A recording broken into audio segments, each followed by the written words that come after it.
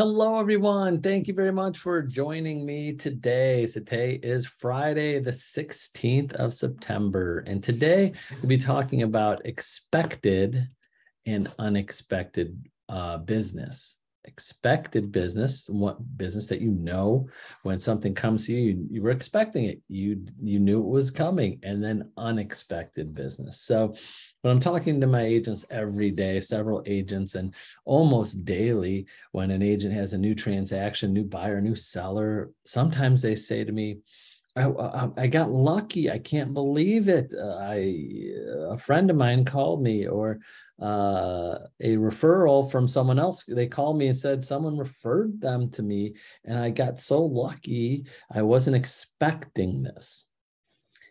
Now, the first thing I say to agents, and you may have heard me, any of my agents that we've had this conversation before, you may have heard say, you didn't get lucky.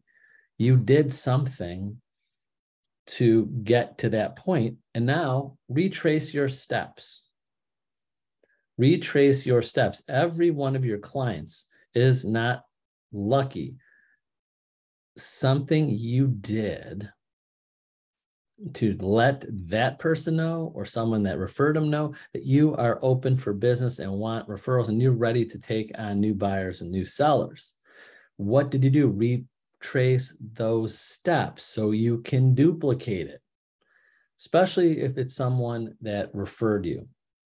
So I don't want to take a half hour of your time today in training, is that if someone calls you and someone refers you, someone says, hey, someone called me, your cousin John referred you to buy or sell a house, and I work with John.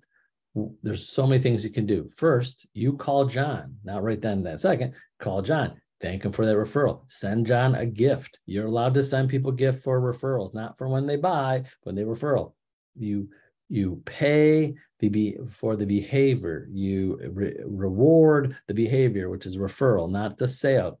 So you could give them a gift certificates, give them a dinner out, whatever you want to give. That's up for you to decide. And keep on going to John. Okay, I got to call John every month, and because he referred me something. Or someone said, hey, I'm a member of your church. I remember you called me about 6 months ago, and you have an ad in the bulletin, and now we're looking to sell. Great, time to start going back. Where did that person get your name and number and information? I got to go back, and I got to increase what I was doing. Maybe place a bigger ad in the church bulletin, maybe call more people from your church. I could go on and on. But the bottom line is there's no such thing as unexpected. 100%. They had no clue you were in real estate and you got something. It's something you did before.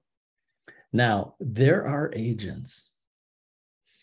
I almost hate to say this, but I'm happy to say this. It's kind of a double-edged sword, that get enough business.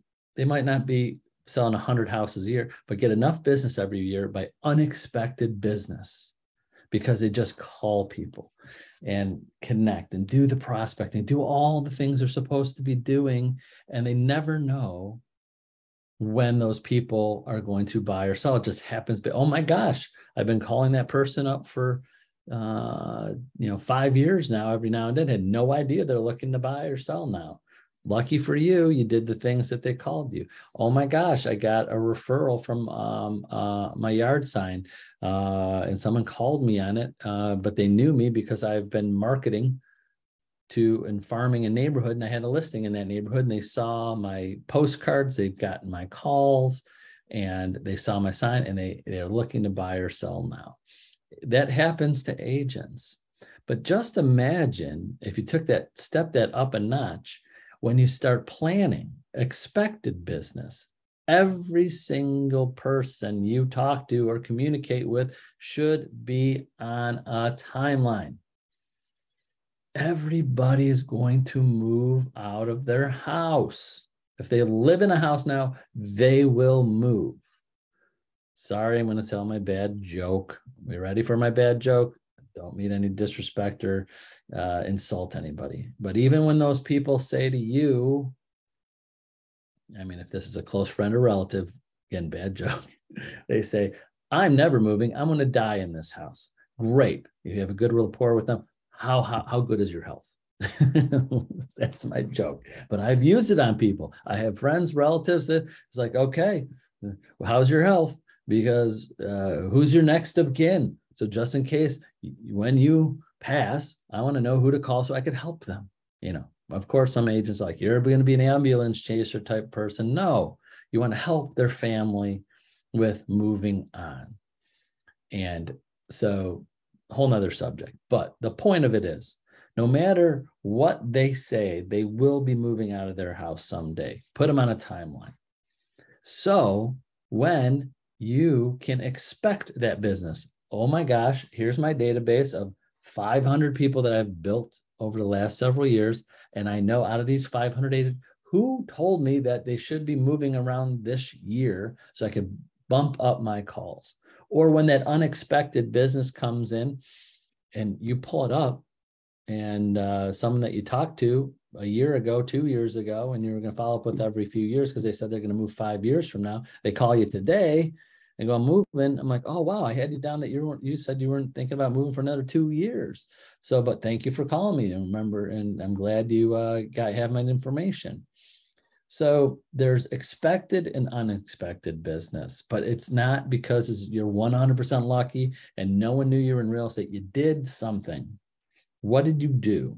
Do more of that, of whatever that's happening. And it amazes me too. I have some very successful agents that do 99% of everything with the way they're supposed to be. Then I have some successful agents that have no clue because they get so busy. Like I ask them, oh, so where did you get that lead from? I don't know. What do you mean you don't know? How do you not know? Was it off an ad? Was it an open house sign? Did someone refer you? I don't know. I don't have any notes. I just know I've been showing them houses and I forgot where they came from. You can't run a successful business not knowing where the source of all your clients are coming from. And that's where a lot of agents sometimes spend too much money and waste time on things that are not bringing a return. Example, I have agents that are doing pretty well for sales wise, but I don't dig in deep because they're not telling me or they want to tell me their overall profitability, because I know one of the things is, and I just got a little bit of training, when the agents ask me, well, what lead sources should I buy? None. That's first thing, none, zero. Don't buy anything. Don't buy leads. Why? Well, the numbers, 4 to 5% pan out. You make 100 calls, 100, you got to follow up, not 100 calls, 100 people you got to follow up with to get 4 or 5, and you're paying for those leads too. And the time is money. The amount of time you're putting in to all of those people that don't know you, that are off the internet, and you look down and you track it. This is how many hours I've been spending. And if I pay myself, give you an hourly rate, and I pay this much money to buy these leads, it's not going to be that profitable. Calling your sphere, adding to your database of people that know people, getting involved in your community and meeting people and getting your name out there. These are better ways of your business, but you have to track it.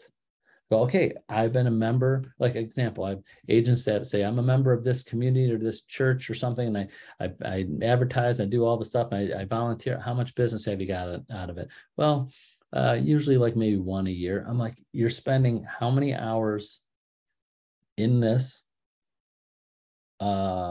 community doing these things to get yourself, obviously if there's some personal benefit to it and you love to do it, great. But if you're just doing it for business purposes, you got to see what the result is.